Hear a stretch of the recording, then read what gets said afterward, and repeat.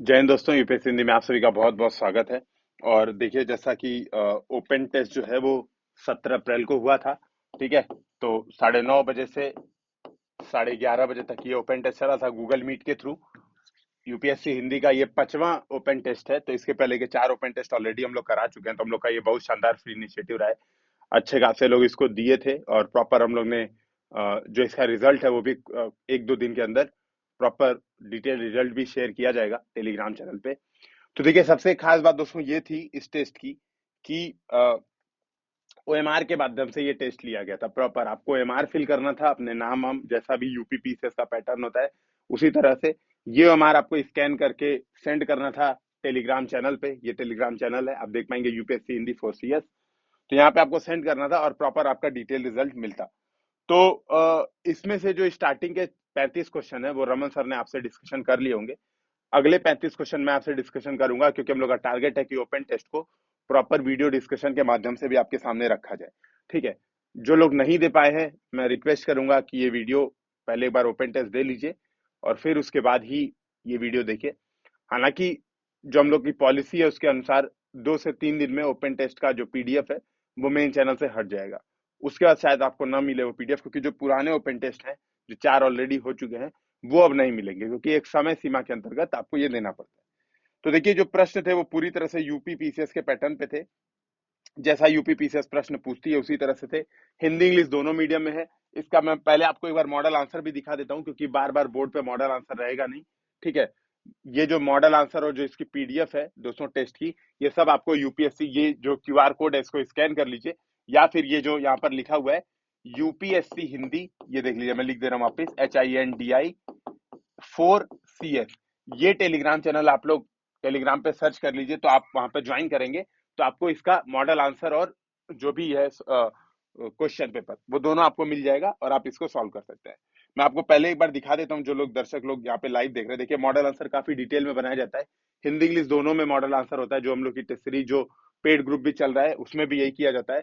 Even दोस्तों, हम लोग यूपीएससी हिंदी में हम लोग ये भी कर रहे हैं कि जो हम लोग का पेड ग्रुप था उसमें हम लोग ने नया इनिशिएटिव शुरू किया है, जो कि हम लोग ने वादा नहीं किया था। फिर भी 10 क्वेश्चन डेली हम लोग करंट अफेयर्स के अब वहां पर करवा रहे हैं, प्रैक्टिस करवा रहे हैं, ताकि आपकी प्रैक्टिस रेगुलर बनी रहे।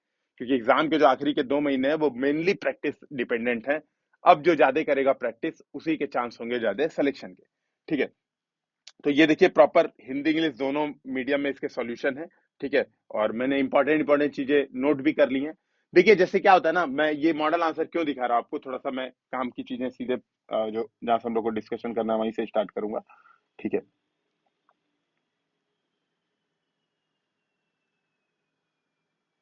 जैसे देखिए, ये मॉडल आंसर दोस्तों आपके सामने ले आने का एक पर्पज ये भी है कि मॉडल आंसर से शॉर्ट नोट्स कैसे बनाएंगे। ठीक है, शॉर्ट नोट्स कैसे बनाएंगे। अब देखिए, शॉर्ट नोट्स बनाने के लिए आपका जो चीजें होती हैं, देखिए शॉर्ट नोट्स क्या होते हैं कि जैसे आपके पास इतना ज्यादा एक एक फैक्ट दिया, इतना देख रहे हैं आप, 4 लाइन का एक फैक्ट दिया है। अब इसी को आपको शॉर्ट नोट्स बनाना है। तो आप शॉर्ट नोट्स कैसा बनाएंगे। तो जब दोस्तों हम शॉर्ट नोट्स बनाते हैं ना, तो और मैं बार बार आपसे रिक्वेस्ट करता हूँ, क्या टेस्ट देके टेस्ट के शॉर्ट नोट्स बनाने हैं। ठीक है, मैं ये बार बार रिक्वेस्ट करता हूँ, ताकि एग्जाम में जाते समय आपका रिवीजन हो जाए, कम समय में आप जल्दी से जल्दी उसको रिवाइज करके आगे बढ़े। तो देखिए, वो शॉर्ट नोट्स बनाते समय आपको 2-3 चीजों का ध्यान में रखना है। पहली बात, जो पहली चीज है कि क्या कॉन्सेप्ट आपको याद हो सकता है इसमें। ठीक है, इसमें कौन सा कॉन्सेप्ट है जो आपको याद रहेगा, जो आपको भूलेगा नहीं। ठीक है, जो आपको भूलेगा नहीं, जो आपको हमेशा याद रहेगा, तो वो आपको नोट्स में लिखना नहीं है। दूसरी बात, क्या कंफ्यूजिंग है, क्या कंफ्यूजिंग है वो लिखना है आपको नोट्स में। ठीक है। और तीसरी बात, कैसा प्रश्न आयोग पूछता है, कैसा प्रश्न आयोग पूछता है। तो अब इसके लिए कैसा प्रश्न पूछता है, इसके लिए आपको पीवाईक्यू की बेहतरीन एनालिसिस चाहिए होगी। ठीक है, इसके लिए आपको पीवाईक्यू की बेहतरीन एनालिसिस चाहिए, आपके दिमाग में होना ही चाहिए। और मैं बार बार पीवाईक्यू का महत्व तो बताता ही रहता हूं। हम लोग जो दोस्तों टेस्ट सीरीज बनाते हैं उसमें पीवाईक्यू को पूरी तरह से फोकस्ड रहते हैं। हम लोग ध्यान रखते हैं कि हाँ, पीवाईक्यू की चीजें यहाँ पर उसी बेस पे पेपर बनाया जाए। और इसके अलावा दोस्तों, जो पीवाईक्यू है उसके लिए सिद्धांत सर आपका डिस्कशन कर ही रहे हैं यूट्यूब चैनल पे। 2020 का हो चुका है और धीरे धीरे वो आगे बढ़ रहे हैं। ठीक है। तो पीवाईक्यू भी हम लोग यूपीएससी हिंदी के जो यूट्यूब चैनल है उस पर करवा रहे हैं। तो अब देखिए, जैसे मेरा जो पहला क्वेश्चन है यहाँ पर आप देखिए, मैं एक बार क्वेश्चन भी सामने रख देता हूँ।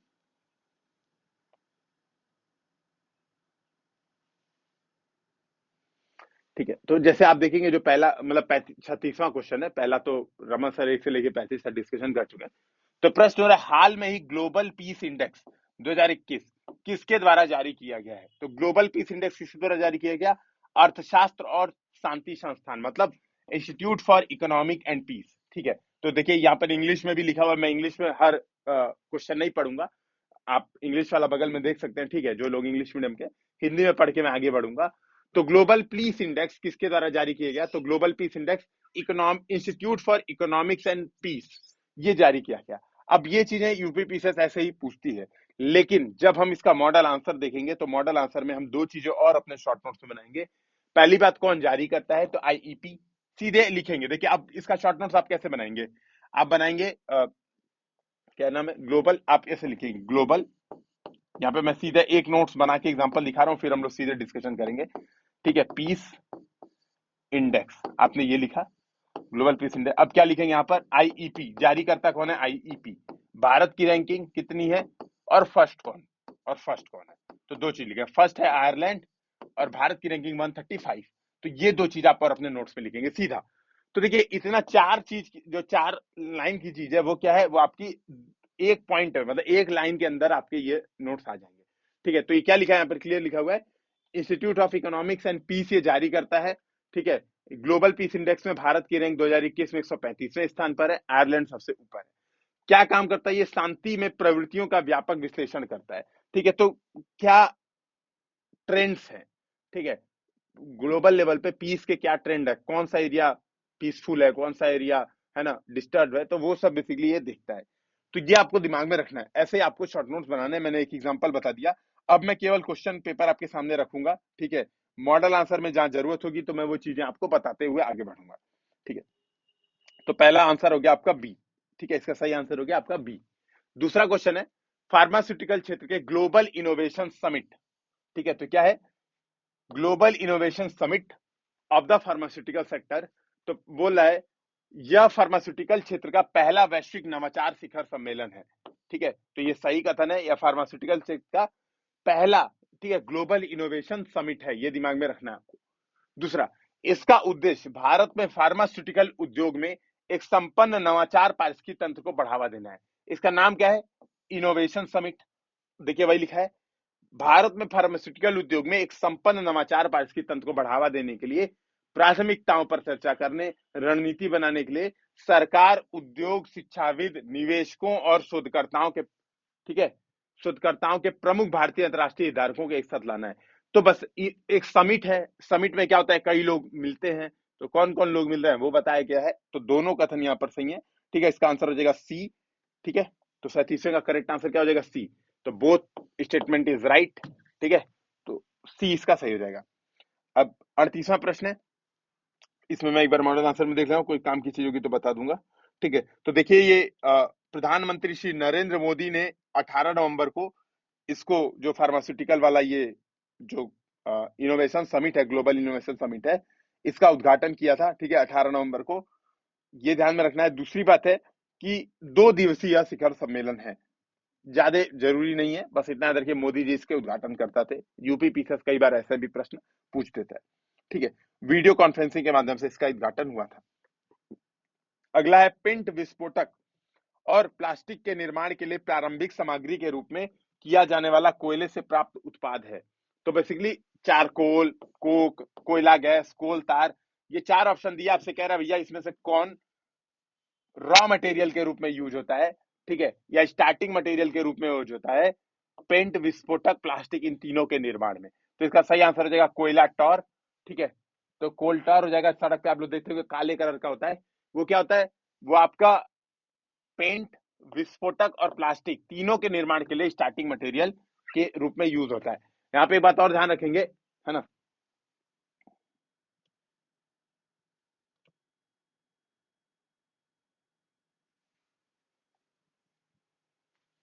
ठीक है, यहाँ पे आपको एक बात और ध्यान में रखनी है कि ये जो कोल टार है, ठीक है, ये जो कोयला टार है, ये दोस्तों, ये जब आप लोग वो देखते हैं जो ब्यूटी क्रीम विम लगाते हैं उसमें बहुत ज्यादा यूज होता है। इवन कई बार जो त्वचा संबंधी जो रोग होते हैं उनके लिए भी डॉक्टर इनको रिकमेंड करते हैं लगाने के लिए। तो कोयला टार इस काम के भी यूज होता है। अगला है क्वेश्चन, कंफ्यूजिंग है काफी, ठीक है, कुछ काम को अगर मैं बता दूंगा तो लिखा हुआ है यह सोराइसिस और सेबोरहाइक डर्मेटाइटिस यानी रूसी के इलाज के लिए भी त्वचा पर लगाए जाने वाली एक दवा है। तो जो कोल टार है वो रूसी का भी इलाज आप कर सकते हैं। अगला है आपका हेल्पलाइन उद्यमी, ठीक है। तो ये ध्यान में रखिए। अब यहाँ पे आप लोगों को लगेगा यार उद्यमी है तो सही बात है, यह उद्योग के लिए होगा, लेकिन आप ऑप्शन देखेंगे तो ऑप्शन कंफ्यूजिंग है कि भैया ये किसके लिए है, ठीक है। ये महिला उद्यमियों के लिए है, ये एमएसएमईज के लिए है, ये बड़े पूंजी उद्योग के लिए है, किसके लिए है? तो ध्यान में रखिए जो हेल्पलाइन उद्यमी है वो एमएसएमईज, ठीक है, micro small and medium enterprises के लिए है हेल्पलाइन उद्यमी, ठीक है। ये भारत सरकार के एमएसएमई मंत्रालय का ही एक कॉल सेंटर है, सीधे नाम ही है हेल्पलाइन उद्यमी, ठीक है। ये एक प्रकार की हेल्पलाइन है, जैसे आप देखोगे महिलाओं के लिए क्या है 1090 हेल्पलाइन है ना, 112 यूपी पुलिस हेल्पलाइन है, तो उसी तरह से हेल्पलाइन उद्यमी क्या है, एमएसएमईज के लिए एक कॉल सेंटर है, ठीक है। एमएसएमईज के लिए कॉल सेंटर है, एमएसएमई मंत्रालय ही इसको बनाया ठीक है ना, इस बात को दिमाग में रखिएगा। इसमें क्या है, अगर आप रजिस्ट्रेशन करा रहे हैं, कोई आपका इंटरप्राइजेज है इसमें रजिस्ट्रेशन करा रहे हैं, तो आपको एक उद्यमी बोला जाएगा, ये बात इसमें महत्वपूर्ण है। और आपको एक स्थायी पंजीकरण संख्या दी जाएगी, ठीक है। तो आपको एक स्थायी पंजीकरण संख्या दी जाएगी और सब बकैती की जाएगी। काम की चीज केवल क्या है, हेल्पलाइन उद्यमी किस काम के लिए है, तो एमएसएमई इंडस्ट्री के लिए कॉल सेंटर है, हेल्प करेगा बस, ठीक है। इतना आपको दिमाग में रखना है। अगला है नवंबर 2020 में, ठीक है, नवंबर 2020 में किस drama series, most important question है ये, ठीक है, ये यूपी पीसीएस के लिए, और चूंकि हम लोग यूपी पीसीएस ही डिस्कशन कर तो बहुत इंपॉर्टेंट है ही। तो बोला नवंबर 2020 में किस ड्रामा सीरीज को 48वें अंतरराष्ट्रीय एमी अवार्ड्स में सर्वश्रेष्ठ ड्रामा सीरीज का सम्मान मिला है? तो देखिए इसका सही आंसर है B, Delhi crime. Delhi crime ये जो निर्भया कांड हुआ था उस पर बनी हुई जो ड्रामा सीरीज है निर्भया कांड पर, ठीक है। जैसे देखिए ये जो दिल्ली क्राइम थी ये नेटफ्लिक्स नेटफ्लिक्स का एक शो है, नेटफ्लिक्स से आप लोगों ने देखा होगा, मनी हीस्ट बहुत ज्यादा फेमस रहा है नेटफ्लिक्स का। तो दिल्ली क्राइम बनी थी निर्भया कांड के बाद, किस तरह से उसकी गहन छानबीन की गई, तो उस पर यह बनी थी, किस तरह से जांच की गई, ठीक है। और इसको मिला है 48वें एमी अवार्ड में सर्वश्रेष्ठ ड्रामा का पुरस्कार, ठीक है। तो सर्वश्रेष्ठ ड्रामा का सम्मान मिला, ड्रामा सीरीज का सम्मान मिला, इसको आपको ध्यान रखना है। इसमें जो आपको एक चीज और ध्यान में रखना है कि इसकी निर्देशिका कौन है। तो दिल्ली क्राइम की जो निर्देशिका है यह है रिची मेहता, ठीक है। यहाँ पे मैं लिख दे रहा हूँ रिची मेहता। ये भी अपने आप में प्रश्न पूछ देता है कि, है ना, कि निर्देशक कौन है या निर्देशिका कौन है। जैसे ऑस्कर, ऑस्कर इस बार मिला है विल स्मिथ को, ठीक है, ऑस्कर विल स्मिथ को मिला है। जिस पिक्चर को बनाया विल स्मिथ ने, जिसके लिए उनको मिला पुरस्कार, तो वो निर्देशक कौन है उसका वो भी आपको दिमाग में होना चाहिए। तो कई बार ये भी महत्वपूर्ण हो जाता है, ठीक है। तो रिची मेहता निर्देशिका है इसकी, है ना। और दिल्ली क्राइम एक, वही मैंने बताया 2012 में जो दिल्ली गैंगरेप हुआ था उसकी जांच पर यह आधारित है, ठीक है। तो ये आपके क्वेश्चन नंबर 40वां खत्म होता है। दोस्तों यूपीएससी हिंदी का जो टारगेट 2022 के लिए प्री टाइम बैच भी बहुत शानदार तरीके से चल रहा है। इसमें आपको प्रॉपर 120 घंटे के अंदर टू द पॉइंट चीजें हैं जो आपके यूपी पीसीएस प्री के लिए बहुत इंपॉर्टेंट है, एकदम सेलेक्टेड चीजें, current affairs included, geography, history, polity, जितने इंपॉर्टेंट सेक्शन है सारी चीजें इसके माध्यम से कंप्लीट कराई जा रही है 120 घंटे के अंदर। बहुत ही शानदार तरीके से चल रहा है। जिन्हें ज्वाइन करना है दोस्तों वो 2 नंबर मैं यहाँ पे लिख दे रहा हूँ, ठीक है। इवन पहले पेज पे नंबर दिया होता है, ठीक है।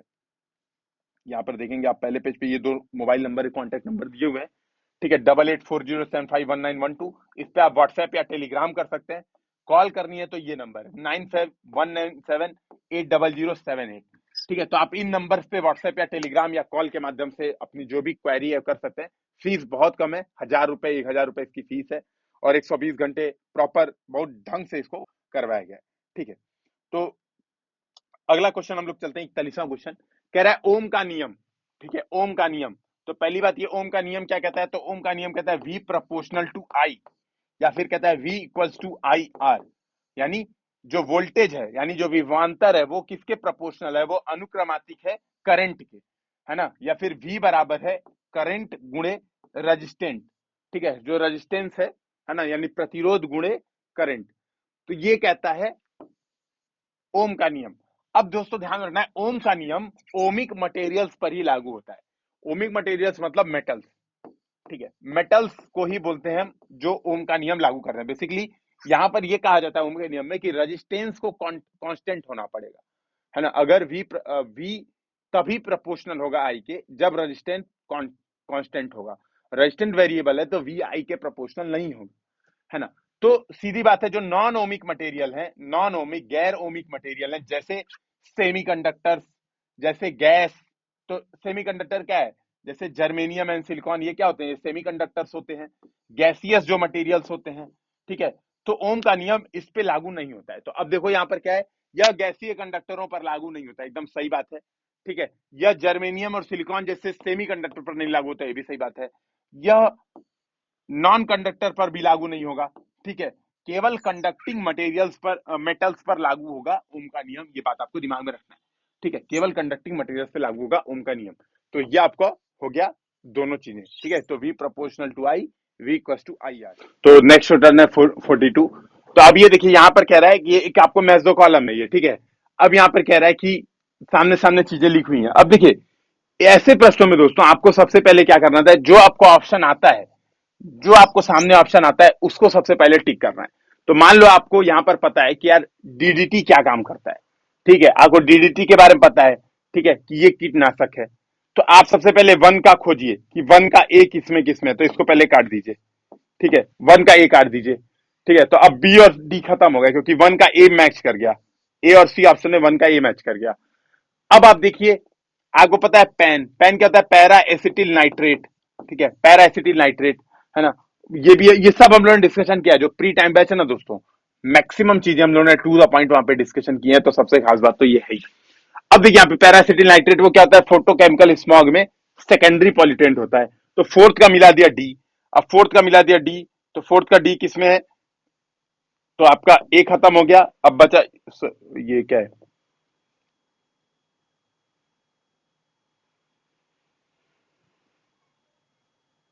पैरासिटिल नाइट्रेट फोर्थ का हो गया डी। कोई ऑप्शन नहीं मैच कर रहा है क्या, पहले का ए फोर्थ का डी इसमें मैच कर रहा है, ठीक है। तो आपका आंसर हो जाना चाहिए ए।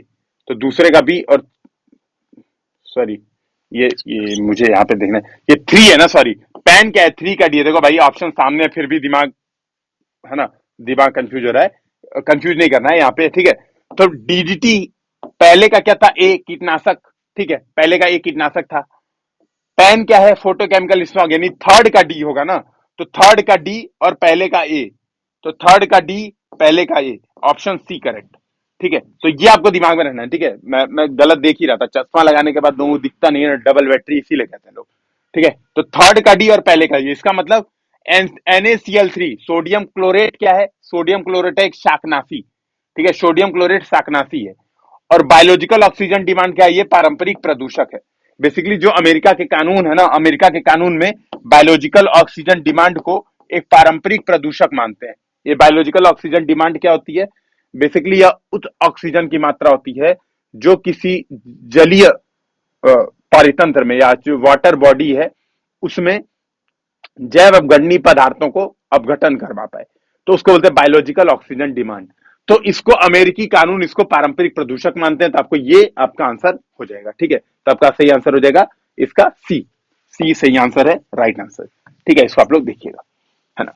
एक्सप्लेनेशन में डिटेल में इन सब के बारे में बताया, प्रॉपर डिटेल में बताया हुआ है कि देखिए लिखा हुआ है डाइक्लोरो डाइफिनाइल ट्राइक्लोरो इथेन, जिसे आमतौर पर डीडीटी के रूप में जाना जाता है, एक रंगहीन, स्वादहीन, लगभग गंधहीन क्रिस्टलीय रासायनिक यौगिक, एक ऑर्गेनोक्लोरीन है जिसे मूल रूप से कीटनाशक के रूप में विकसित किया गया था। भाई सारी बात यहाँ पे बताई गई है, लेकिन हम लोग अभी टू द पॉइंट देख के आगे बढ़ेंगे, ठीक है। डिटेल में देखना है तो आप लोग मॉडल आंसर इसको देख सकते हैं। अगला है अखिल भारतीय इंदिरा मैराथन पुरस्कार राशि, ठीक है, all India prize money Indira marathon, basically ये दिमाग में रखे इंग्लिश वाला, all India prize money Indira marathon was held in which city in November, ठीक है। तो ये क्या है, ये प्रयागराज में किया गया था, ठीक है। इसको आपको दिमाग में रखना है। जो 36 all India prize money Indira marathon है, इंदिरा मैराथन वो कहां पे किया गया था, प्रयागराज में। तो ये आपको आंसर याद रखना है, ठीक है, इंदिरा मैराथन प्रयागराज, ये दिमाग में रखिए, ठीक है, क्योंकि कुछ करंट अफेयर्स पूछ देता है, ठीक है। अगले का जो प्रश्न है, प्रशासनिक सुधार और लोक शिकायत विभाग किस राज्य के सहयोग से, इसको बोलते हैं DARPG, किस राज्य के सहयोग से एक क्षेत्रीय सम्मेलन आयोजित कर रहा है? तो उत्तर, इसका उत्तर हो जाएगा उत्तर प्रदेश। ठीक है, तो उत्तर प्रदेश के सहयोग से इसने एक सम्मेलन आयोजित किया है। दोस्तों ध्यान रखिए इसकी थीम भी बहुत महत्वपूर्ण हो जाती है। ठीक है, क्योंकि लखनऊ में आयोजित किया गया, उत्तर प्रदेश राज्य के सहयोग से लखनऊ में। ठीक है, और इसकी थीम क्या है ये भी दिमाग में रखिएगा, इस पे भी प्रश्न आ सकता है। थीम है राज्य लोक प्रशासन संस्थाओं को मजबूत करना। यहां पे मैं लिख दे रहा हूं, राज्य लोक प्रशासन संस्थाओं को मजबूत करना। ठीक है, मजबूत करना ये दिमाग में रखिएगा। इंग्लिश में पढ़ रहा हूं, strengthening the state institutions of public administration. ठीक है, तो ये इसकी थीम है, strengthening the state institution of public administration. तो ये आपको दोनों चीजें ध्यान में रखनी है। ठीक है, तो उत्तर प्रदेश में डीआरपीजी ने सम्मेलन आयोजित किया है। फिर अगला बोला है मानव शरीर में अंतरिक्ष में मौजूद सूक्ष्म गुरुत्वाकर्षण के प्रभाव में क्या क्या होगा। तो बेसिकली जब ह्यूमन बॉडी जाती है अंतरिक्ष में तो पे माइक्रो ग्रेविटी का प्रभाव पड़ता है, क्योंकि अंतरिक्ष में पता है ना ग्रेविटी नहीं होती है। तो ग्रेविटी नहीं होती है, चंद्रमा पे क्या है 1/6 ग्रेविटी है, पृथ्वी की ग्रेविटी का 1/6 है केवल। ठीक है, बेसिकली जितना बड़ा मास होगा उतना ही अपनी तरफ ग्रेविटी कोई चीज खींचेगी। तो पृथ्वी का मास बहुत बड़ा, इसीलिए हम लोग पृथ्वी पर रुके रहते हैं। लेकिन लेकिन अंतरिक्ष में क्या होता है, ग्रेविटी नहीं के बराबर होती है। अब हमें कोई चीज खींच रही है, हमारी आदत है कि कोई चीज हमें हमेशा खींचती है, और हम उसके लिए क्या है, उसके लिए हम अनुवांशिक रूप से आप कह सकते हो स्थापित हो चुके हैं, मतलब हम अडॉप्ट कर चुके हैं, अनुकूलित कर चुके हैं खुद को। जब आप अंतरिक्ष में जाओगे, जब आपको कोई दबाव ही नहीं, आपकी बॉडी खुलने लगेगी एकदम, है ना। तो इसीलिए स्पेसिफिक सूट बनाया जाता है, अंतरिक्ष सूट।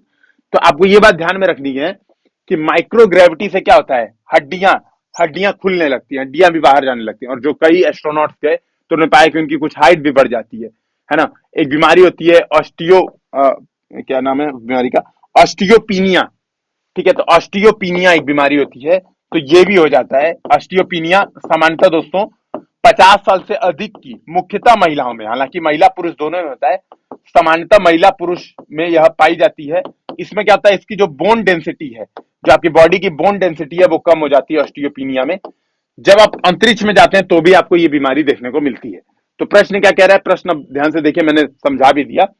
तो प्रश्न वही कह रहा है कि अंतरिक्ष के माइक्रोग्रेविटी से हड्डियों के घनत्व और मांसपेशियों का नुकसान, हृदय संबंधी समस्याएं, कम लाल रक्त कोशिकाएं, इम्यूनो डिफिशियंसी हो सकती है। एकदम सही बात है। ठीक है, क्योंकि वहां पे रेडिएशन भी आता है सन का, है ना। पृथ्वी का जो चुंबकीय क्षेत्र है वो रेडिएशन बहुत सारा रोकता है, ओजोन रोकता है, ओजोन लेयर बहुत सारी रेडिएशन रोकती है। तो अंतरिक्ष में क्या होता है, बहुत सारा इंपैक्ट पड़ता है। आप देखोगे हृदय संबंधी समस्याएं, हमारा हृदय जो है, इधर के जो चैम्बर्स हैं वो बेसिकली पंप करते हैं रक्त को ग्रेविटी के अगेंस्ट, ग्रेविटी के अगेंस्ट पंप करते हैं। ठीक है, अंतरिक्ष में जाएंगे तो इस तरह से पंप नहीं करेंगे, तो बहुत इंपैक्ट पड़ता है। तो ये सब बातें सही है। यदि मनुष्य मंगल ग्रह पर दीर्घकालिक आधार पर बसने की योजना बनाते हैं तो हो सकता है कि प्रजनन संबंधी कोई समस्या ना हो। तो क्वेश्चन कह रहा है, if human plan to settle on Mars on long term there may be no reproduction problem होगी। क्योंकि पता है गर्भ अवस्था में भी तो फिर वही होगा, गर्भ अवस्था में क्या होगा, ग्रेविटी उतनी है नहीं। ठीक है, ग्रेविटी उतनी है नहीं, तो अदर डायरेक्शन में, ठीक है, अदर डायरेक्शन में क्या होगा, जो बच्चा है वो अदर डायरेक्शन में भी जा सकता है, सांस लेने में दिक्कत हो सकती है, 50 प्रॉब्लम्स आ सकती हैं। बेसिकली वहां का इन्वायरमेंट उस तरह से नहीं है। ठीक है, तो मतलब होगा। ठीक है, तो प्रजनन संबंधी दिक्कत होगी। तो ये आपका पहला आंसर केवल इसका सही है। ठीक है, दूसरा गलत है, पहला सही है, तो इसका सही आंसर हो जाएगा ए। ठीक है, तो इसका सही आंसर हो जाएगा ए, केवल एक सही। अगला, निम्नलिखित कथनों पर विचार कीजिए और नीचे गए कूट से सही उत्तर चयन करें। उद्योग बुनियादी ढांचे, ऊर्जा उत्पादन आदि के विकास पर ध्यान केंद्रित करने वाला वर्तमान। ठीक है, the present focusing on development of industry infrastructure and energy. ठीक है, जनरेशन मतलब उत्पादन, एनर्जी उत्पादन। ठीक है, भारी निवेश आर्थिक विकास को सुगम बनाता है, तो ये भी सही बात है। तो देखो ये चीज है कथन, ठीक है, ये चीज है कथन। तो कह रहा है उद्योग बुनियादी ढांचा और ऊर्जा उत्पादन, अगर हम, ठीक है, अगर हम क्या करेंगे, इस पे निवेश करेंगे, इस पर ध्यान केंद्रित करेंगे, तो क्या होगा, तो कारण क्या बता रहा है, आर्थिक विकास सुगम हो जाएगा। भारी निवेश ही करेंगे तो आर्थिक विकास सुगम हो जाएगा। तो क्या हो गया, दोनों सत्य हैं, दोनों स्टेटमेंट सही हैं, और असर्शन रीजन दोनों सही है। ठीक है, तो ए इसका सही आंसर हो जाएगा, दोनों सत्य हैं और सही व्याख्या है। एग्जाम में एक चीज ध्यान में रखना है, कई बार ये जो ए ऑप्शन है उसको सी में दे देता है और सी ऑप्शन को ए में दे देता है। तो ध्यान रखना है, तुरंत ये नहीं कि पहले गोला मार देना है ओएमआर पर ए कि कथन और कारण दोनों सही है, फिर देना अरे रे रे एग्जाम में देना अरे ए तो दिया था ए सही लेकिन आर गलत, अब क्या हो गया, ये तो ब्लंडर हो गया। ऐसा गलती एग्जाम में नहीं करना है, ठीक है। न आने की वजह से सिलेक्शन ना हो वो चलेगा एक बार, आने के बाद भी सिलेक्शन ना हो आपकी मूर्खता की वजह से वो एकदम नहीं चलेगा, ठीक है। अगला क्वेश्चन है 47वां, उत्तर प्रदेश को कितने भौतिक भागों में बांटा जा सकता है? तो ध्यान रखें हाउ मेनी फिजिकल डिवीजन, तो उत्तर प्रदेश के 3 टोटल फिजिकल डिवीजन है, सही आंसर देगा ए।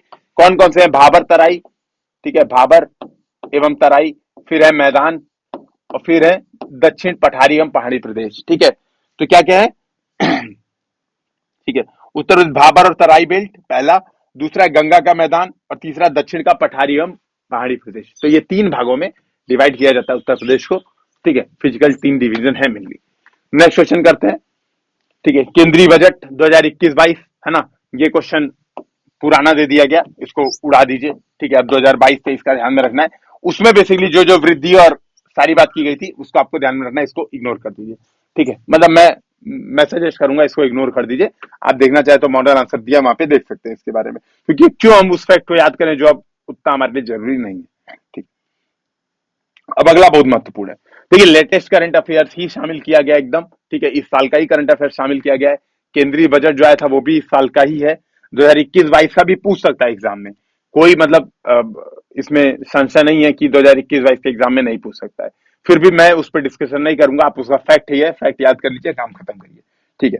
अगला है केंद्रीय भारी उद्योग मंत्री महेंद्र नाथ पांडे ने उत्तर प्रदेश राज्य के पहले वायु प्रदूषण नियंत्रण टावर का उद्घाटन कहां किया? तो इसका सही आंसर है नोएडा, ठीक है। तो नोएडा में पहले वायु प्रदूषण control tower, first air pollution control tower को स्टार्ट किया है उत्तर प्रदेश में, ठीक है। महेंद्र नाथ पांडे, ये भी दिमाग में आपको रखना है, एमएन पांडे, क्योंकि कई बार ये पूछ सकता है कौन उद्घाटन किया है, मतलब यूपीपी से असले हैं इस तरह से। अगला है एमिशन गैप रिपोर्ट कौन जारी करता है? तो emission gap report UNEP, United Nation environment program, ये जारी करता है। क्या होता है एमिशन गैप रिपोर्ट में? एमिशन गैप रिपोर्ट बेसिकली ये करता है कि भैया पेरिस जो समझौता था, इसको मैं समझा दे रहा हूं, बस यूएनईपी याद रख लो, ये महत्वपूर्ण है। क्या रिपोर्ट है वो बहुत ज्यादा महत्वपूर्ण नहीं है, समझ लो पहले। पेरिस समझौते में कहा गया कि 1.5 डिग्री सेंटीग्रेड अगर हमें टेम्परेचर बढ़ने से, इससे ज्यादा बढ़ने से रोकना है, 1.5 डिग्री सेंटीग्रेड से ज्यादा बढ़ने से रोकना है, तो हमें मान लो पेरिस समझौते में कहा गया कि 100 गीगाटन से कम कार्बन उत्सर्जन करना पड़ेगा। 100 गीगाटन नहीं कहा गया, मैं एक अजम्पशन बता रहा हूं रिपोर्ट समझने के लिए। तो एमिशन गैप रिपोर्ट क्या देखता है कि जो सरकारें उनकी नीतियां नीतियां कितना उत्सर्जन कर रही हैं, ठीक है। तो इनके बीच का जो सरकारें वर्तमान में कर रही हैं और जितना चाहिए, इसके बीच का गैप देखता है एमिशन गैप रिपोर्ट। बस इतना समझना है। कौन जारी करता है? United Nation environment program. बहुत इंपॉर्टेंट प्रश्न है, हो सकता है सीधे सीधे यह प्रश्न आ जाए आपके एग्जाम, डायरेक्ट छपा मिल जाए आपको, ठीक है। फिर बोला हिमालय समानांतर, ठीक है, फोल्ड पैरेलल फोल्ड माउंटेन से बना हुआ है, ठीक है, वलित समानांतर वलित श्रेणियों से बना हुआ है, जिनमें सबसे पुरानी श्रेणी कौन है? तो भैया हिमालय, हिमालय में आप देखोगे बहुत सारे रेंज है, ठीक है। तो जो सबसे पहले बनेगा हिमालय में, वृहत हिमालय सबसे पहले बनेगा। तो वृहत हिमालय क्या है? सबसे आप कह सकते हो पुराना है, सबसे पहले जो बनेगा वही सबसे पुराना है। तो ग्रेट हिमालयन रेंज सबसे पुराना हो जाता है, ठीक है, द ग्रेट हिमालयन रेंज, ठीक है। अगला है प्रधानमंत्री जन आरोग्य योजना, पीएम जय, ठीक है। कौन सा कथन सही है? पूरी तरह से सरकार द्वारा वित्त पोषित, मैं हटा दे रहा हूं, पीएम जय बस याद करिएगा ताकि प्रश्न आपको पूरा दिख पाए, ठीक है। छोटा कर दूं, ठीक है, अभी वापस सही कर दूंगा, ठीक है। तो पीएम जन आरोग्य योजना तो कह रहा है पूरी तरह से सरकार द्वारा वित्त पोषित दुनिया की सबसे बड़ी स्वास्थ्य बीमा आश्वासन योजना है। तो सही बात है, सरकार द्वारा पूर्ण रूप से वित्त पोषित है ना। जो निचले 40% लोग हैं बेसिकली उन लोगों को कवर करता है सोशियो इकोनॉमिक कॉस्ट सेंसस के आधार पर। यह भारत में सार्वजनिक और निजी पैनलबद्ध अस्पतालों में माध्यमिक यानी सेकेंडरी और टर्शरी, ठीक है, सेकेंडरी और टर्शरी हेल्थ केयर भर्ती के लिए प्रति परिवार प्रतिवर्ष 5 लाख का कवर प्रदान करते हैं। ध्यान रखिए, प्रति परिवार है और प्रति वर्ष 5 लाख का कवर है इसके तहत। यह सेवा के बिंदु पर लाभार्थी के लिए स्वास्थ्य देखभाल सेवाओं के लिए कैशलेस पहुंच प्रदान करता है। तो बिल्कुल सही बात है, एकदम ऑनलाइन सारा काम है, कैशलेस है। तो 1 2 3 तीनों स्टेटमेंट सही है, डी सही आंसर है, ठीक है। तो इसका सही आंसर क्या हो जाएगा? डी। कुछ काम कीजिएगा तो मैं देख के बता देता हूँ। अच्छा, इसका सॉल्यूशन भी आप लोग एक बार देखते रहिएगा, कई चीज और भी एक्स्ट्रा दी हुई है सॉल्यूशन में। मैं बहुत ज्यादा डिस्कशन नहीं कर रहा हूँ, मैं सीधे क्वेश्चन आंसर डिस्कशन कर रहा हूँ। ठीक है, जो जैसे टॉपिक्स पे डिटेल डिस्कशन हम लोग ने प्री टाइम बैच में भी किया हुआ है, बहुत जगह किया हुआ है, तो एक ही चीज रिपीट कर करके कोई मतलब नहीं है, सीधे क्वेश्चन आंसर पे फोकस करते हैं हम लोग, जो लोग टेस्ट दिए थे उनको।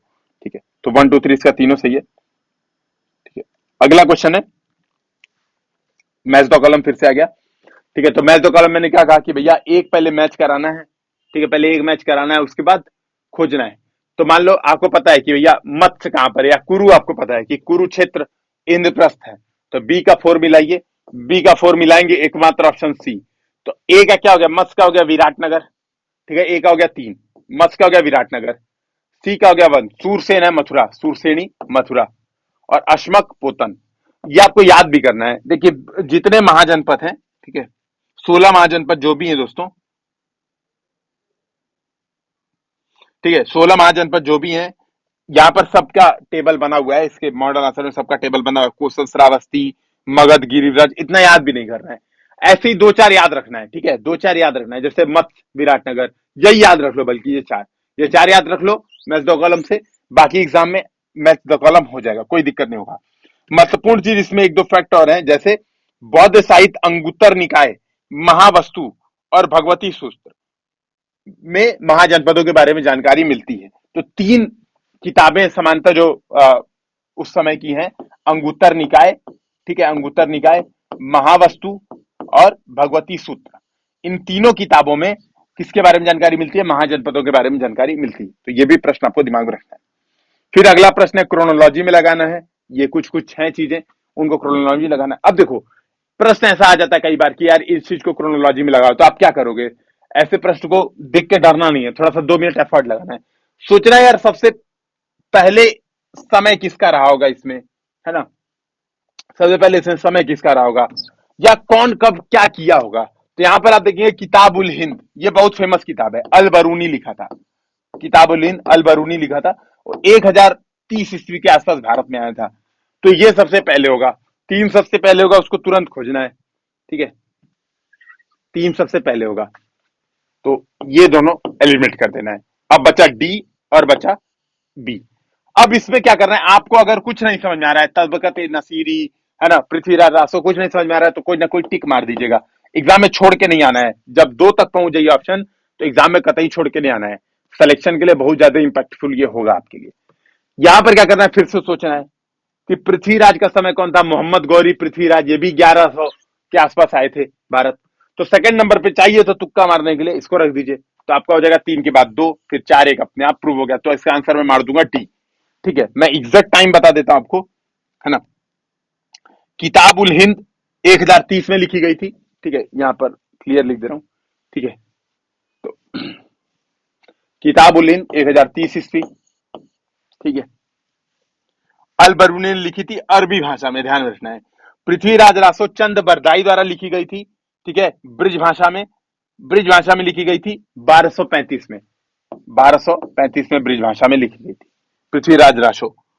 ठीक है, तबकाते नसीरी मिन्हास उस सिराज का एक पार्ट है, ये ध्यान रखना है। ठीक है, दुनिया का इतिहास है इसमें, इस्लामिक दुनिया का, और 1260 में रिलीज हुई थी। तबकाते नसीरी 1260 में रिलीज हुई थी। ठीक है, फतवा जहांदीरी, जहादारी कब हुई थी? जियाउद्दीन बर्नी के समय। ठीक है, तो जियाउद्दीन बर्नी बहुत बाद में आया था, तो ये सबसे लास्ट में हुई थी फतवा जहांदीरी। ठीक है, एग्जैक्ट टाइम पीरियड इसका नहीं पता है ना, लेकिन जियाउद्दीन बर्नी का टाइम पीरियड हमें पता है। तो आप देखेंगे किताब उल हिंद पहले नंबर पे, दूसरे नंबर पे ये, तीसरे नंबर पे ये, चौथे नंबर पे फतवा जहांदीरी। तो मैं कह रहा था कि इस तरह से भी आप एग्जाम में अटेम्प्ट कर सकते हैं प्रश्नों को। अगला है एक्सला शेपल की संधि। ठीक है, 1748। तो ये कह रहा है कि प्रथम कर्नाटक, तो देखिए कर्नाटक के 3 वॉर हुए थे, उस सब के बारे में डिटेल में आपको पता ही होगा, पढ़ना भी होता है कई बार। कौन कौन सी संधि हुई थी, लास्ट संधि कौन सी थी, पेरिस की संधि चौथे नंबर पे हुई थी, मंगलोर की संधि कब हुई थी, ठीक है, एक्स्ट्रा शेपल की संधि कब हुई थी। तो थोड़ा सा ये सब दिमाग में होना चाहिए, क्योंकि क्रोनोलॉजी कई बार पूछ देते हैं।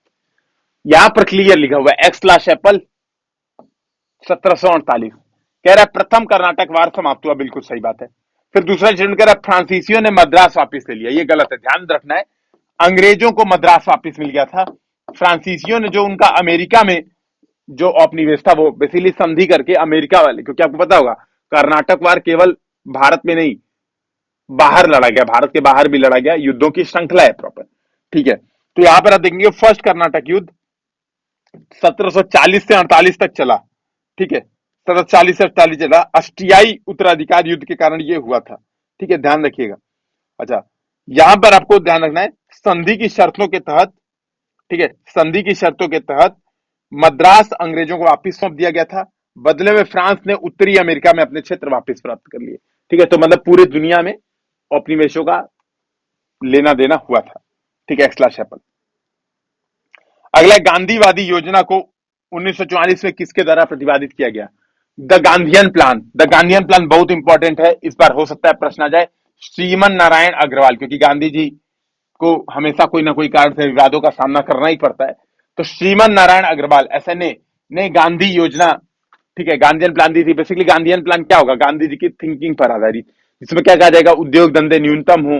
ठीक है, मतलब उद्योग धंधे न्यूनतम का मतलब मशीनी उद्योग धंधे न्यूनतम हो, उद्योग धंधे न्यूनतम नहीं, लघु एवं कुटीर उद्योग हो, ग्राम पंचायतें सशक्त बनाई जाए, तो वही सब बकैती जो गांधी जी करते थे वही सब इसमें होगा। ठीक है, मतलब मैं गांधी जी को बकैत नहीं बोला, मैं कह रहा हूं कि मतलब बातचीत जो जो गांधी जी सोचते थे। ठीक है, ये आम वर्ड है। अगला है कौन भारत की सबसे युवा पर्वत श्रृंखला है? ठीक है, तो इसका सही आंसर क्या हो जाएगा? श्रीमन नारायण अग्रवाल। ठीक है, डी आंसर इसका सही हो जाएगा, 56वें का डी। 57वां प्रश्न है भारत की सबसे युवा पर्वत श्रृंखला कौन है? तो इसमें देखिए युवा पर्वत श्रृंखला कौन है? हिमालय। हिमालय में कौन होगी? हिमाद्री रेंज। ठीक है, तो सबसे युवा मतलब इसमें इसमें हिमाद्री रेंज होगी। हिमालय में सबसे युवा कौन है? शिवालिक। जो सबसे लास्ट वाली है वो शिवालिक होगी। लेकिन जो ऑप्शन दिया है देखो, अरावली सबसे पुरानी है, वेस्टर्न घाट, उसके बाद विंध्य रेंज, ये भी बहुत पुरानी। ठीक है, तो सबसे लेटेस्ट कौन है? हिमालय सबसे भारत में नवीन पर्वत श्रृंखला है, सबसे युवा पर्वत श्रृंखला है हिमालय। तो ये इसका सही आंसर हो जाएगा। ठीक है, मॉडल आंसर है प्रॉपर बताया गया है गांधीयन प्लान। ठीक है, आचार्य श्रीमन नारायण के बारे में क्या क्या, NR सरकार क्या क्या थे, कस्तूरी भाई, लाल भाई, ये सब क्या थे, पूरा प्रॉपर बताया गया है। ठीक है, तो आप देख सकते हैं मॉडल आंसर डिटेल में डिस्कशन के लिए। ठीक है,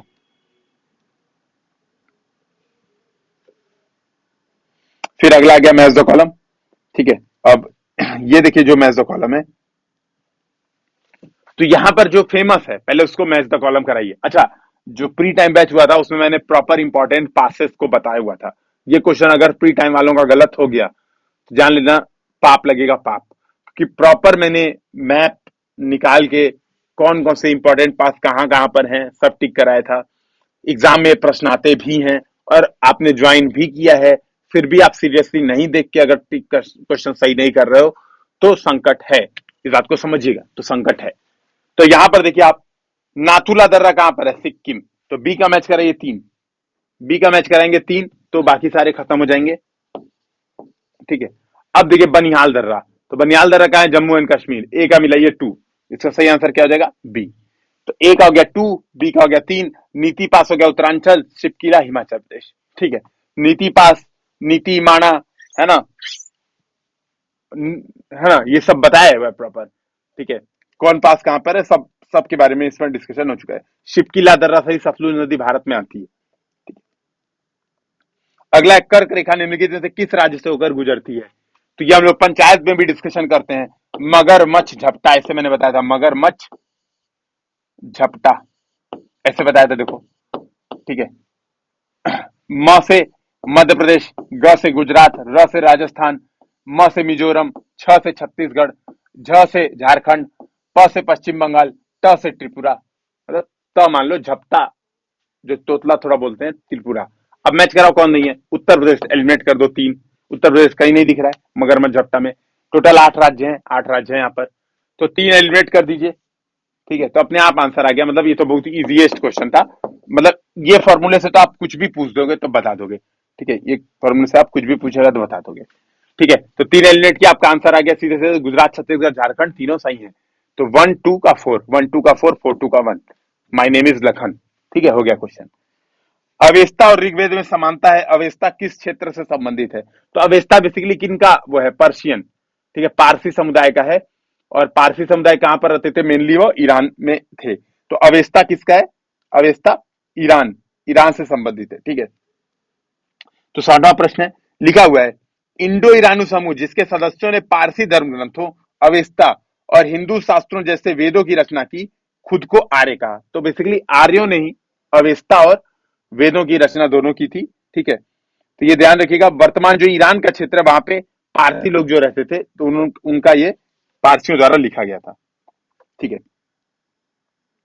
अगला बहुत इंपॉर्टेंट है, और जब देखिए, जब मैं जब मैं प्री टाइम बता रहा था तो मैंने कहा था उत्तर प्रदेश वाले और जो नॉर्थ है, जो ईस्ट है, जो साउथ है, जो वेस्ट है, मैंने कहा था भैया अगर आपको कोई लोकेशन याद ही करनी है कि हड़प्पा सभ्यता में कौन था, या मध्य पाषाण काल में कौन था, और पूरा पाषाण में कौन था, ये सब लोकेशन आपको याद ही करना है, तो भाई सारा तो याद होने से रहा, देखो सारा तो याद होगा नहीं, अपने बस की नहीं है।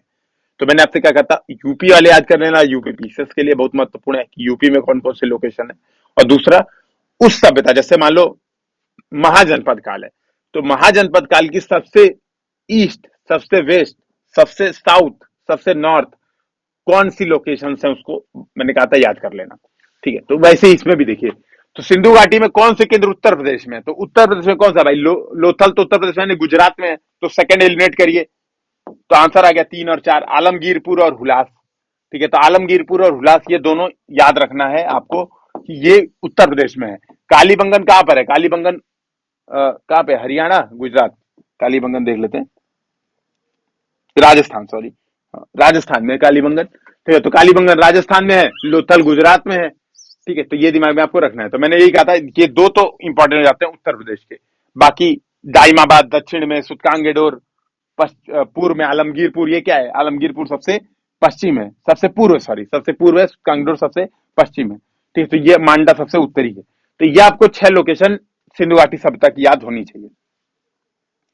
अगला है, देखिए बहुत बेसिक क्वेश्चन है और इजी क्वेश्चन है, निम्नलिखित में से कौन सा संकेतक, which of the following indicator is identified by United Nation as a governance indicator for sustainable development, मतलब सतत विकास के लिए शासन के संकेतक के रूप में जाना जाता है। तो बता भाई इसमें से कौन सा संकेत, ऐसे छोड़ो ये सब लंबा चौड़ा पढ़ो ही मत, कौन सा संकेतक शासन का संकेतक होगा, गुड गवर्नेंस का संकेतक, इनमें से कौन सा संकेतक होगा। तो भैया जहां पे भ्रष्टाचार होगा तो वो गुड गवर्नेंस नहीं होगा, सिंपल सी बात है। तो अगर मान लो किसी गवर्नमेंट को बताना है कि गुड है कि बैड है, तो वहां पे भ्रष्टाचार माफ करोगे, इंडिकेटर देखोगे, तो इसका सही आंसर हो जाएगा भ्रष्टाचार। ठीक है, तो अब ये लंबा चौड़ा स्टेटमेंट याद कर लो, संयुक्त राष्ट्र के जो सस्टेनेबल डेवलपमेंट के लिए जो गवर्नेंस इंडिकेटर है, उसका एक प्रमुख सूचक है भ्रष्टाचार। ठीक है, ये आपको दिमाग में रखना है। अगला है 63वां प्रश्न। ठीक है, तो बोला है भूवैज्ञानिक समय अवधि का निम्नलिखित में से कौन सा अवरोही क्रम है। अब यार देखो ये सब मुझे आज तक समझ में आया नहीं, सीधी बात है ना, मतलब मैंने ऐसे ही याद किया कि मतलब यो इर पे कुछ भी याद कर लो, मतलब इसका सही आंसर है इयॉन्स सबसे बड़ा होता है, फिर एराज होते हैं, फिर पीरियड्स होते हैं। अब और मतलब मुझे तो यार ये चीज समझ में नहीं आती, आज तक नहीं समझ में आई ये भूवैज्ञानिक का, लेकिन फिर भी है ना, पूछ ही देता है। तो अवरोही क्रम मतलब सबसे बड़ा कौन सा है, कल्प, फिर है युग, फिर है काल। तो ये आपको दिमाग में रखना है, इयॉन्स, ईयर्स, इराज और पीरियड। ठीक है, ये आपको 3 मतलब याद रखना है। जिससे अगर डिटेल में देखेंगे तो इयॉन्स है, फिर एराज है, फिर पीरियड्स है, फिर इपोक्स है, फिर एजेस है। पीरियड साथ क्या आ जाता है, इपोक्स, फिर आ जाता है एजेस। ठीक है, तो ये आप चाहें तो अगर पांचों याद करना है तो आप पांचों याद कर सकते हैं, मतलब आपकी इच्छा। ठीक है, ये ऑर्डर हो जाएगा। अगला प्रश्न बहुत ही बेसिक प्रश्न है, बोला है कि सुमेलित कीजिए, कह रहा है मानसून, मानसून क्या है, मौसमी हवा है, व्यापारी पवने क्या है, स्थायी हवा है, मतलब परमानेंट विंड है, बर्फीला तूफान स्थानीय हवा है। तो यहाँ पे क्या हो जाएगा सही आंसर, ए का 2, ए का 2, व्यापारी पौने स्टेबल है, बी का 3, ए का 2, बी का 3, ये हो गया आपका बी आंसर, इसका सही हो गया। ठीक है, तो इसका आंसर हो गया बी, मतलब बहुत ही इजी है ये तो, है ना। यूपी पीसेस भी यार इजी ज्यादा पूछता है, गवर्नमेंट बस रिकॉल करना चाहिए एग्जाम में, रिवीजन होना चाहिए। तो जो लोग सही तरीके से रिवीजन कर रहे हैं चिंता मत करो, हो जाएगा प्री, बशर्ते टेस्ट पेपर्स लगा लेना। टेस्ट सीरीज आप यूपीएससी हिंदी की भी दे सकते हैं आराम से, मतलब देखिए आपके सामने क्वालिटी आपको दिख रही होगी, बिल्कुल यूपी पीसीएस के ही, बिल्कुल आपको यूपी पीसीएस के पैटर्न पर ही यहाँ पर मिलता है पेपर। ठीक है, अगला, ह्यूमन डेवलपमेंट इंडेक्स की गणना के लिए किस संकेतक का उपयोग नहीं करते हैं? तो ह्यूमन डेवलपमेंट इंडेक्स में क्या है? शिक्षा, स्वास्थ्य और जीवन स्तर। ठीक है, तो देखो ये क्या है, जीवन प्रत्याशा, ये क्या है, जीवन प्रत्याशा आ जाती है आपके स्वास्थ्य में। ठीक है, तो स्वास्थ्य का जो संकेतक होता है उसमें जीवन प्रत्याशा आ जाती है। शिक्षा, अभी मैंने बताया शिक्षा, स्वास्थ्य और जीवन स्तर। जीवन स्तर प्रति पूंजी आय। सामाजिक असमानता नहीं चेक करता है, तो इसका सही आंसर हो जाएगा डी। सोशल इक्वलिटी नहीं चेक करता है। ध्यान रखिएगा, प्रश्न में नॉट यूज्ड पूछा है। कई बार लोग यूज पढ़ लेते हैं, लाइफ एक्सपेक्टेंसी टिक करके आगे अगला पढ़ भी नहीं करते हैं, आगे बढ़ जाते हैं। तो ये ध्यान रखिएगा, नॉट यूज्ड भी एग्जाम में आपको पढ़ना है। ठीक है, बिना नॉट यूज पढ़े आपका काम नहीं होगा, ये दिमाग में रखिएगा। ठीक है, 66वां प्रश्न कह रहा है आर्थिक विकास के लिए वही कथन कारण है। ठीक है, कथन कारण एग्जाम में भी बहुत अच्छा खासा आता है और हमेशा कंफ्यूज कराता है। तो यहाँ पे भी देखिए, आर्थिक विकास के लिए बहुआयामी दृष्टिकोण की आवश्यकता होती है। सही बात है, मल्टी डायमेंशनल अप्रोच होना चाहिए, मल्टी सेक्टरल अप्रोच होना चाहिए। क्या भाई, रीजनल डेवलपमेंट भी करेंगे, इंटीग्रेटेड डेवलपमेंट भी करेंगे, कॉरिडोर डेवलपमेंट भी करेंगे, है ना, सब करेंगे। तो मल्टी डायमेंशनल अप्रोच की आवश्यकता होती है, एकदम सही बात है। भारत की वर्तमान सरकार मुख्यतः सूक्ष्म आर्थिक मुद्दों पर ध्यान केंद्रित कर रही है। ऐसी बात कभी मानना नहीं है। आपको लग सकता है कि यार सही बात है, इंडिया गवर्नमेंट माइक्रो लेवल पे ध्यान दे रही है, पेट्रोल वोट्रोल के दाम तो इतना बढ़ रहे हैं, ये वो 50 चीजें हैं, ये मानना नहीं है। भाई गवर्नमेंट काम करती है सही से, ठीक है, ये मानना है कि गवर्नमेंट सरकार सब चीज देखती है। पेट्रोल दाम पर भी रोकने के लिए बहुत काम की है, सब्सिडी इत्यादि बहुत सारी दे रही है।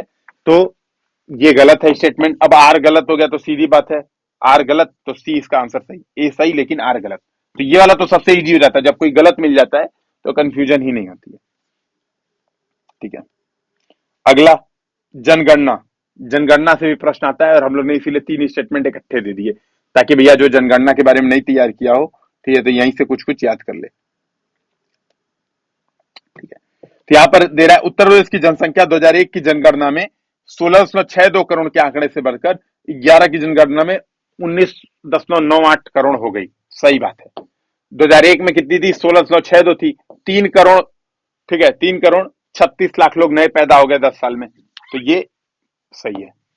फिर दूसरा, लिंगानुपात खराब हो गया है, चूंकि 2011 में लिंगानुपात कह रहा है 898 था, जबकि 2001 में 912 था। ये गलत है। ठीक है, ये स्टेटमेंट गलत है। लिंगानुपात अच्छा हुआ है उत्तर प्रदेश में। मैं एग्जैक्ट फैक्ट बता देता हूं। ठीक है, उल्टा दिया हुआ है। तो 898 था 2001 में लिंगानुपात, ओवरऑल सेक्स रेशियो। ठीक है, 898 था 2001 में, लेकिन 2011 में बढ़ के 912 हो गया। लेकिन अगर आप चाइल्ड सेक्स रेशियो देखेंगे, ठीक है, बाल लिंगानुपात देखेंगे, उसमें गिरावट आई है। क्योंकि 2011 में बाल लिंगानुपात कितना था? 902 था। तो 2011 में बाल लिंगानुपात 902 था, जबकि यह 2001 में कितना था? 916 था। तो 916 से बाल लिंगानुपात यानी चाइल्ड सेक्स रेशियो घट के 902 हो गया। लेकिन जो ओवरऑल सेक्स रेशियो वो क्या हो गया? वो बढ़ गया। तो 898 से वो बढ़ के कितना हो गया था? 912। तो ये आपको फैक्ट दिमाग में रख लेना है। 2000, ठीक है, 2001 और 2011 ऐसे बना लीजिए टेबल। ठीक है, ऐसे टेबल बना लीजिए, child sex ratio, overall sex ratio, ऐसे लिख लीजिए।